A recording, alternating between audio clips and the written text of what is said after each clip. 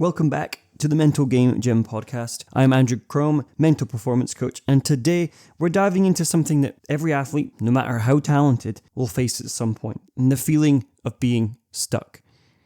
And I've been talking about this a lot lately with athletes, so I wanted to kind of unpack a few things and give you some insight into how I work with an athlete on this situation. They feel like, they're grinding, they're working hard, and they're trying to stay positive, but something feels a little bit off. And often they're overthinking and they're second guessing themselves, or they're just not playing to the level that they know that they can. They also feel that no matter how many extra things that they do, how hard they try, it just feels like they're not going anywhere. They feel like they're stuck. And that probably sounds familiar to you, right? Usually at some point in our athletic journey, we come to that point of feeling a little bit stuck and we're overthinking things.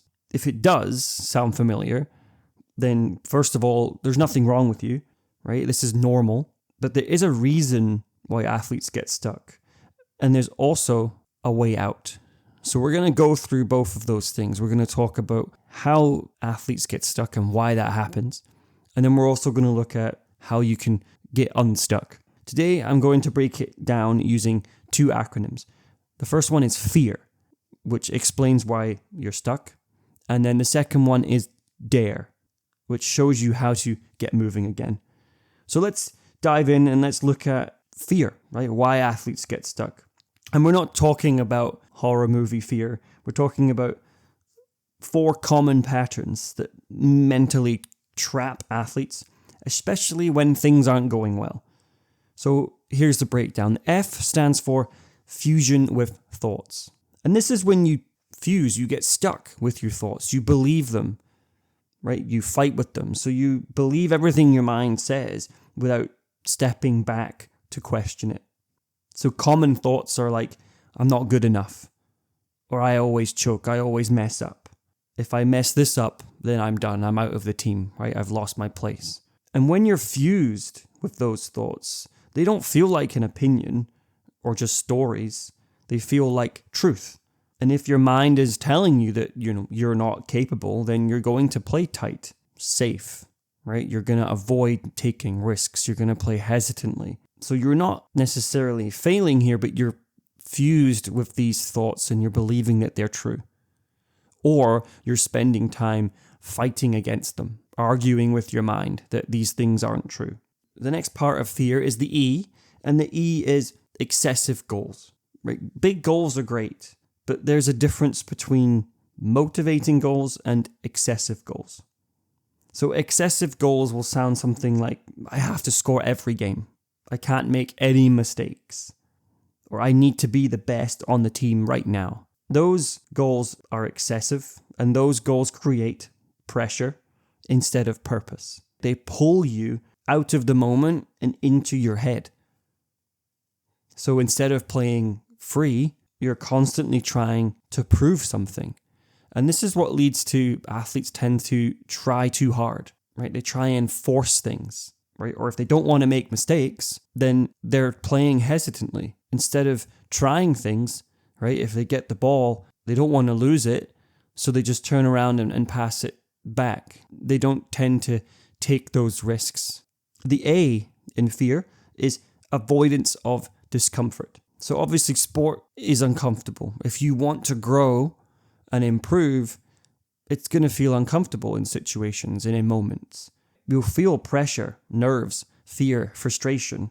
These are all normal, and these are all things that we should be feeling at times, because if we're not feeling them, then we're not growing. We're not out of our comfort zone. But when athletes get stuck, it's often because they're trying to avoid those feelings and avoid getting out of their comfort zone. So that could mean maybe that you're holding back during a game, like I just said, or you're skipping reps and skipping working on aspects of your game that you're not confident in because, well, what if I mess up? So instead of working through those things and putting yourself out of your comfort zone to work on those situations, you're avoiding those things and you're playing it safe. But the avoidance keeps you safe, but it also keeps you small. It doesn't force you to improve and to gain things. And finally, the R in fear is remoteness from values, right? And we discussed values in the first episode of this podcast. So if you haven't listened to it, go back and listen. This one is sneaky, right? When you're stuck, you tend to lose touch with why you play, with those values. You get wrapped up in the things that you can't control, like stats and rankings, coaches' approval, parents' approval, teammates' approval. And you forget that, well, what really matters to you, what truly matters to you. The joy, the love of the game, the passion, it gets buried under pressure and perfectionism. So that's fear, fusion, excessive goals, avoidance, and remoteness from values. These are 4 traps that pull you away from being where you want to be, performing how you want to perform, being at your best.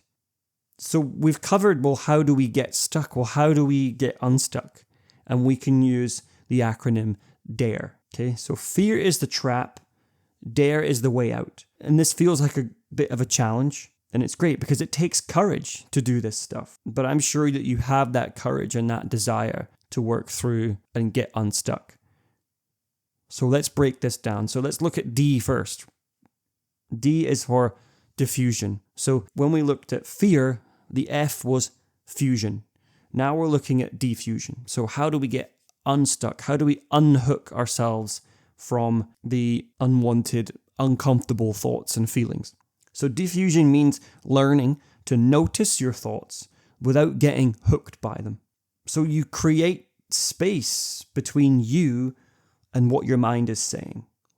So here's a trick for you. Instead of saying, I'm going to mess up, try saying, I'm having the thought that I might mess up. Or I'm noticing I'm having the thought that I might mess up. So that's a small shift, but it's a big one in a way, because you're no longer inside the thoughts. You've created that space. You're observing the thought, which means now you can choose how to respond.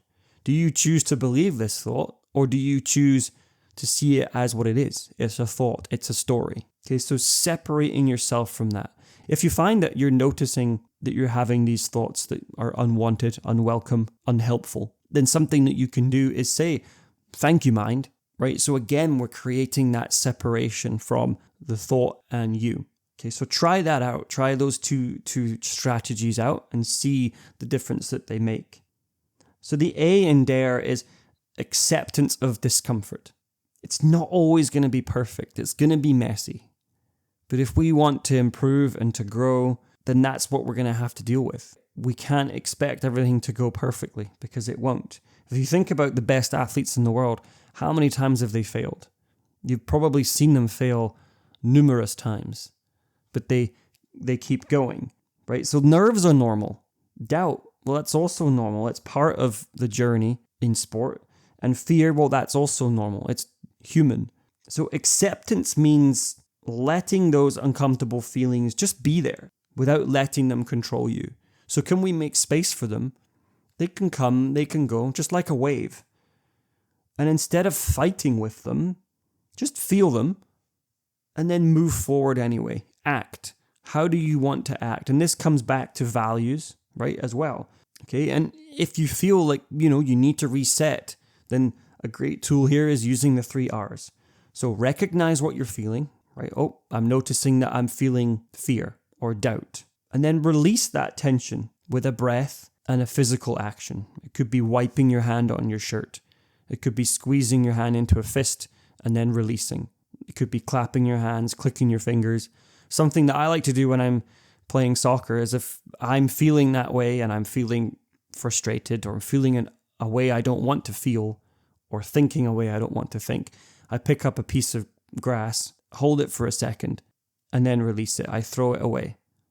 So that's me throwing away this unwanted feeling or thought. It helps me release from it, unhook from it, and then I refocus on what matters in that moment. Well, where do I need to be right now? What do I need to focus on? What's important? Right? I often say to athletes, WIN stands for what's important now. So if we're focused on the moment and focused on, well, what do I need to do right now? Then that's going to give us a good chance of being successful if I'm focused in the moment. So the next thing is the R, and that's having realistic goals, right? And this doesn't mean setting, the bar really low. that you're going to achieve these goals with ease, but it means grounded goals. It means goals that you can actually influence. So instead of saying, I'm going to score 2 goals tonight, try, I'm going to win battles and go to the dirty areas. So shift from outcome goals to process goals. So thinking about what you do, not what happens. Things like your positioning, how you communicate with your teammates, the effort that you're putting in. These are the things that you can focus on. And these are the goals that you should be setting yourself. So realistic goals, well, they keep you present. They also build confidence through commitment, not just results.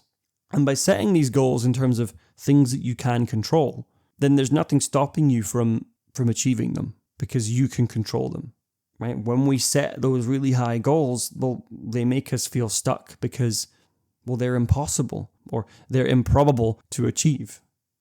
So the last step in DARE is the E, which is embracing values. And this one is huge. Values are the why behind your performance. They're not about success, but they're about integrity. Values might be competing hard, playing free, being a great teammate, giving your full effort. But when you connect to those values, your performance becomes bigger than pressure. You stop playing not to mess up, and you start playing to express what matters to you. So we're not chasing perfection here. We're showing up with purpose. We're living in line and acting in line with our values. So next time you feel stuck, it's important that you check in. Are you fused with your thoughts?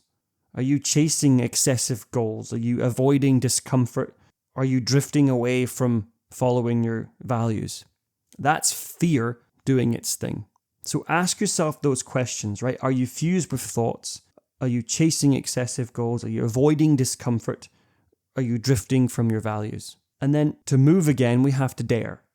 Diffuse from the chatter in your mind, those thoughts that are unhelpful. Accept the discomfort. I'm going to feel discomfort. I'm okay with that. I can handle it. I can let it be there, and I can still act how I want to act and perform how I want to perform. Think about your goals. If you are stuck, check on those goals and think, are they too excessive? And then finally, embrace your values. Keep those at the forefront of everything that you're doing. And remember this, confidence doesn't mean zero doubt. It means showing up with courage over and over, even when your mind says you can't. So confidence isn't the absence of doubt and fear. It's performing even when there's doubt and fear there, because it's often going to be there, especially in those big moments where things are really important to you. So if this hit home for you, share it with a teammate, somebody else that you feel might need it or could benefit from it. And if you're tired of being stuck and want some help applying these tools to your game, then reach out.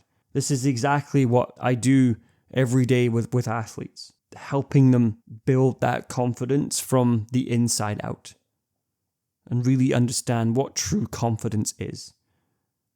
So you can DM me on Instagram at The Mental Game Gym or hit the link in the show notes to book a free consult. You don't have to figure this out on your own and doing it blindly. Thank you for listening. Keep training your mind like you train your body, and I'll catch you next week.